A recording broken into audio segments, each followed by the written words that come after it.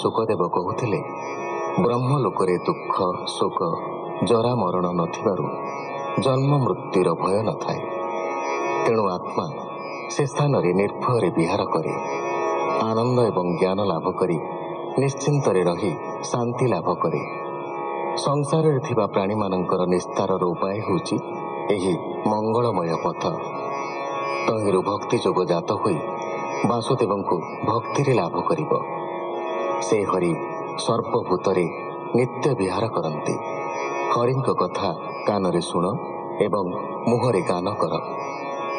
ଏହାପରେ ଭକ୍ତମାନଙ୍କ ବ୍ୟବହାରରେ ଲାଗିବା ପଡ଼ି ଜ୍ଞାନର ସାରତତ୍ତ୍ୱ ବୁଝାଇ ଶୁକ କହିଲେ, ବ୍ରହ୍ମ ଭଜନ କଲେ ବ୍ରହ୍ମ ତେଜ ପାଇବ, ଇନ୍ଦ୍ରଙ୍କୁ ପୂଜିଲେ ଇନ୍ଦ୍ରିୟ ସୁଖ ଲାଭ କରିବ, ପ୍ରଜାପତିଙ୍କ ପୂଜାରେ ପୁତ୍ର ଲାଭ, ସୁନ୍ଦର ରୂପ ପାଇବା ପାଇଁ ଗନ୍ଧର୍ବ, ସୁନ୍ଦରୀ ସ୍ତ୍ରୀ କାମନା କଲେ ଉର୍ବଶୀଙ୍କୁ ପୂଜା କରିବ, କୃଷ୍ଣ ଚରଣ ନେତି ଚିନ୍ତା କଲେ ଏ ଭବ ତରଙ୍ଗରୁ ତରିଯିବ।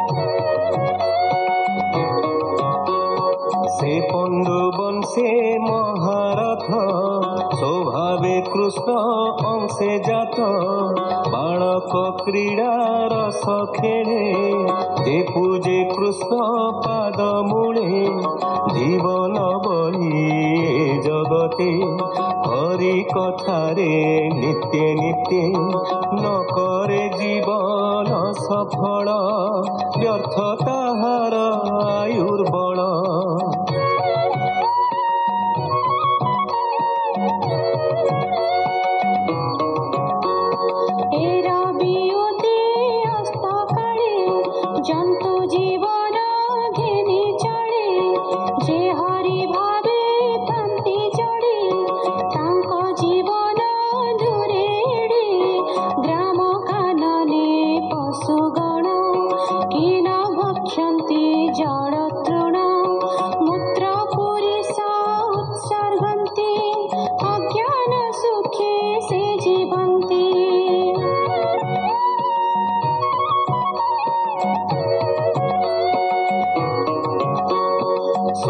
শুকর উষ্ট্রখর এহাঙ্ক সমান সে নর কৃষ্ণর নাম উচ্চারণ ন শুনে যাহার শ্রবণ তাহার শ্রুতি যুগ কণ্ঠে বিবরে দিশন্তি যে মন্থে যার উত্তম অঙ্গ সাজে সুবর্ণ মুকুট বিরাজে।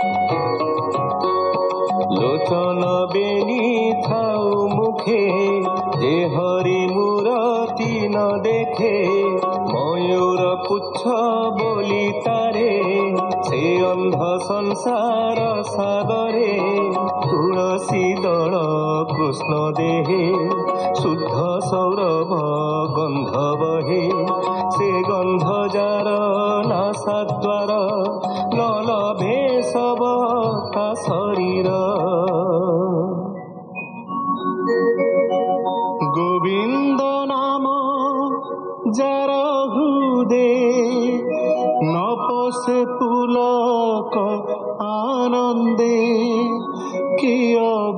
ବସିଲେ ହୃଦରେ ନୟନୁ ଅଶ୍ରୁତା ନ ଝରେ।